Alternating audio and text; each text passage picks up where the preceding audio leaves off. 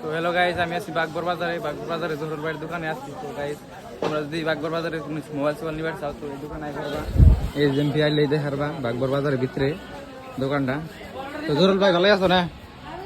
আরে ভাই কি খবর? ভালো, তোমার? আলহামদুলিল্লাহ। তো বেচা কেন কিরকম, ভালোই না? বেচাকেনি ইনশাআল্লাহ ভালোই। তো নতুন মডেলের মোবাইল চলা হয় নাই? আইছে আর দোকানে অফারও চলতেছে না বর্তমান। বহুত অফার 15 আগস্টের অফার চলতেছে।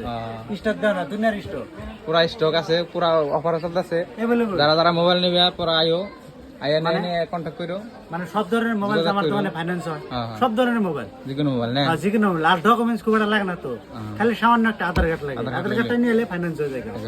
কিছু টাকা অল্প করে ডাউন পেমেন্ট দিলে হয়ে যাবে। আবার যদি কেউ ভাবে যে আমার একটা পুরানো মোবাইল আছে, ওই মোবাইলটা জমা দিয়ে এক্সচেঞ্জ করে নতুন একটা মোবাইল নেবো, তাও নিয়ে আসবো। সব ফেসিলিটি আছে। আর কিস্তি 2-1 দিন দেরি হলেও কোনো ফাইন ওঠে না, বুঝছেন? হ্যাঁ, সব ধরনের ফেসিলিটি আছে।